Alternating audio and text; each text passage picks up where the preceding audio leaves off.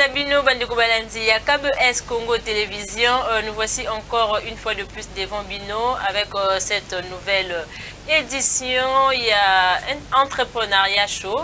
Tokutani Lisusu pour Nakokabola ou Tokabola sur l'entrepreneuriat et ainsi que l'investissement. Et Zali Bongo, Belbinia Bolopat à la vitrine devant vous, ensemble avec KBS Congo Télévision, de profiter Lisusu pour nous inviter Bino. Il y a qu'à s'abonner massivement, Bino ba Oyo. Bon, Zali ba abonné, il y a KBS Télévision T, Tobengsi Bino Ebele, il y a Ebele. Bon, s'abonner. Et voilà que nous vous disons encore une fois de plus bonjour et bienvenue.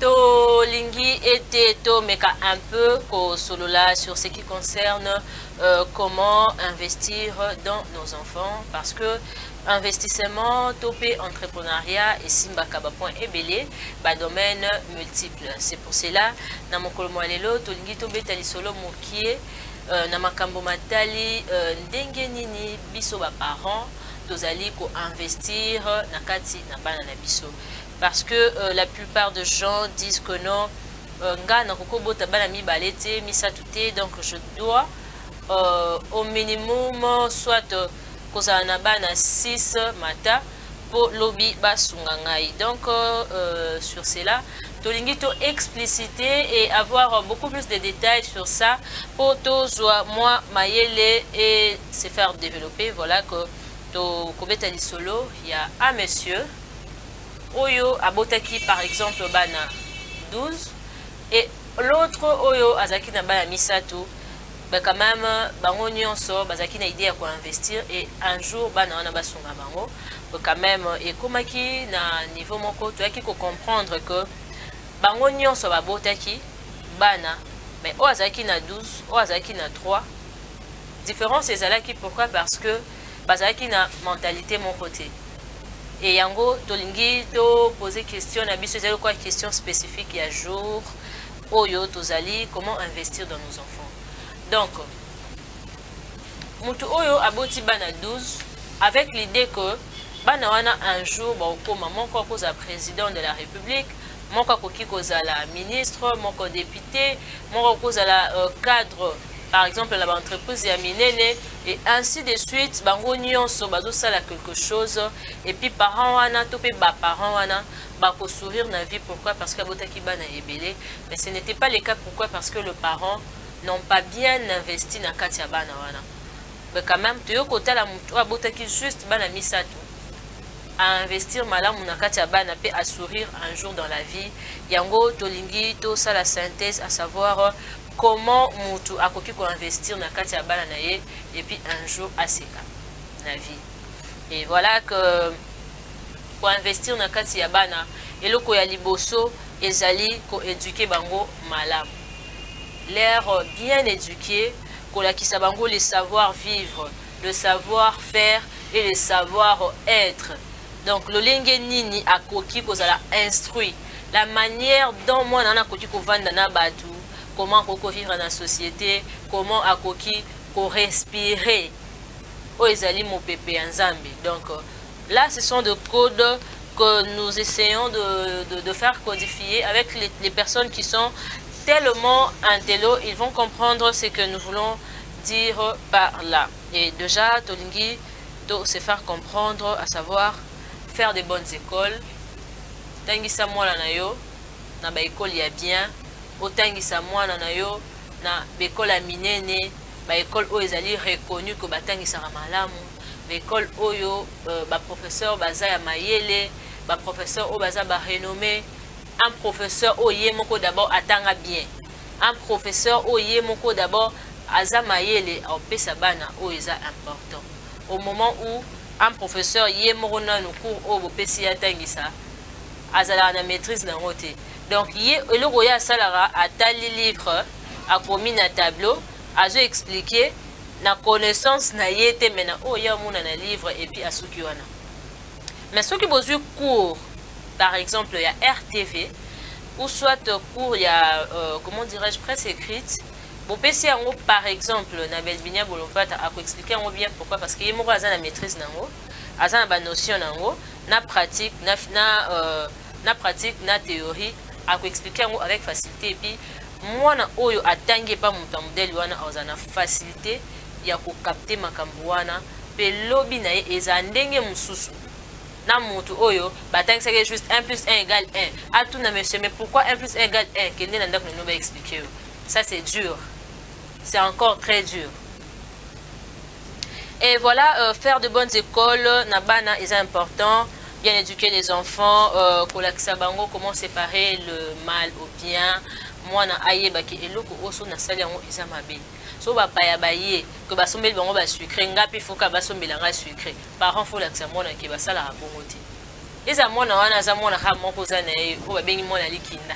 Lokola Jésus Christ mona likinda ka moko ya Nzambe o atindaki awa na saya okufela biso pour la masumu na biso. Hein? Nzamba tindaki ka yemo atobota mona moko lokola Jésus bongo. Il faut savoir lui éduquer. Pour lobby azala investissement ya malamu mpona yo. Pour lobby akoka ko aider yo tangu yo olemba. Et voilà que déjà to zali lisusu na kolakisa bana nzela ya Nzambe pour dire ou pour expliciter. Nous ne sommes pas là pour vous dire que non pour kolakisa mona nzela ya Nzambe ya malamu.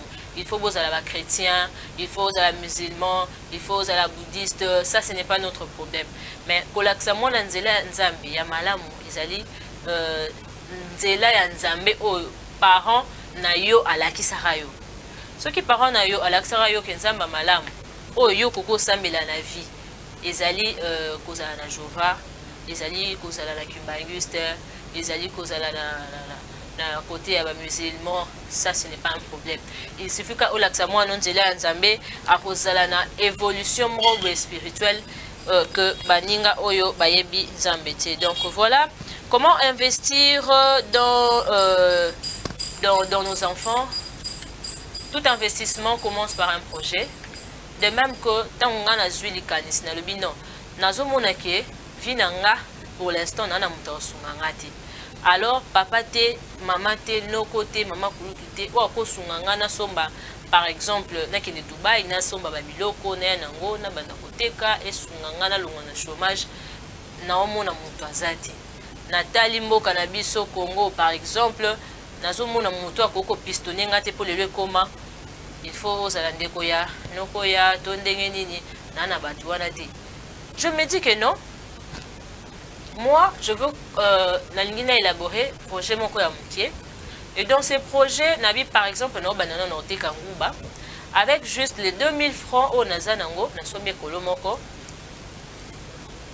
Na sali projet nangai, na silisi projet sur le long na makanisi faut réalisation. Tant on a longo na réalisation, il faut na dépenser. Na dépenser, na réaliser projet wana na bandi petit commerce nanga wana e bandi ko sala. Le commerce est bandi ko évoluer avec les temps. Na koki ko longo na nguba na komi par exemple na koteka ba crédit.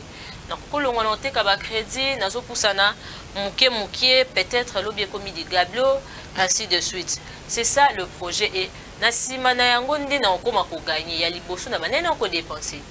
C'est de même qu'avec les enfants. Donc tango papa la maman babala naka avant babota mwana bakendara d'abord na projet. Babanda non ko réaliser vie à mwana wana na ser mokilo yo lobi tango bota meza ndenge ni. Tout le monde a mingi beaucoup plus avec les Européens, avec les Occidentaux en gros. Bango basalaka avant mwana bota ma basali projet. Babeti li solo, babongisi vie à mwana bango soko fongolela e compte déjà ba fongoli. Vous voyez que ezaka ka ndenge moko na investissement. Donc mutu wana abandi ko dépenser pour na mwana. Abandi ko dépenser mwana botami bazo dépenser. Et puis tant mwana wana on commence ko comprendre makam. A komisko ba investir na kati ni batangisi ye, ba zui soin na ye, éducation spirituellement, moralement, intellectuellement nyonso. Tant on mwana wana komi mature, a komi majeur. Ba parents ba komisko ko lia na simane pourquoi parce qu'il y a gagné vie a komisko ko sunga ba parents na ye tant ba parents ba lembi nzoto. Donc voilà ezaka ka ndenge moko na investissement na kati ya business to investissement na kati ya bana na biso na ba vie ya bana na biso. C'est pourquoi il est conseillé ya ko zwa éducation ya bana na biso na lenge sengeli ya ko orienter bango na banzela oyo e longo bani na banzela oyo ebongi. Et voilà que tous un petit conseil pour les parents. Tozo koluka ko beta c'était moukié ensemble avec KBS Congo Télévision aux parents qui ont les idées de divorcer quand même ça ne tient pas, aux parents où basi ba divorcer ou soit on ne sait pas, il y a de complications dans le foyer nabino. Il faut voir d'abord les intérêts de vos enfants. Pourquoi? Parce que l'homme ne donne que ce qu'il a. Donc papa na maman vous avez bitumba bakoswa na bakofinga na papa qui a langue yaye azofinga maman na miso bana bana na bakola na ba blessure intérieure bakola ka bacultivera haine moko boy na kati na bango. Donc bazawa na kaka na ba colère avec un dur esprit bana wana lobby na bango et aux andenge nini. Au lieu baya kokoma bénéfice pour la société, bana wana bakomi lokwa libaku pour la société, bakomi un risque permanent pour la société. Or nous avons besoin de jeunes Congolais pour faire évoluer mboka na biso Congo, faire au babengi gloire ou soit esengo ya Congo. Et voilà que le parent, nous devons vraiment faire très attention. Très attention, il y a ko undaka, il y a ko swanaka, il y a ko bebisaka à venir, il y a bana. Et voilà que nous sommes très proches. Il y a ko kabwana bino pour ce petit numéro. Yango ezala qui vraiment na lomba ngope na moi mon poussé pour na ko luka koyeba ko kabwana ba parents comment investir dans nos enfants. Et voilà Tobo Sanité. Comme dédicace, nous voulons dédicacer Monsieur Debo Bonjeke et Maman Marianne, na limité 8e rue, voilà, Monsieur Eddie Potongwe et Madame Lolita Ekwana Makala, to Bosani Lissousouté, Maman Pélagie Basangi et Papa Mbo Mazenge de l'autre côté des Matadi, le couple Toussaint et Pélagie Angeli, Maman Evelyne Ikona Angaliema. Voilà que tu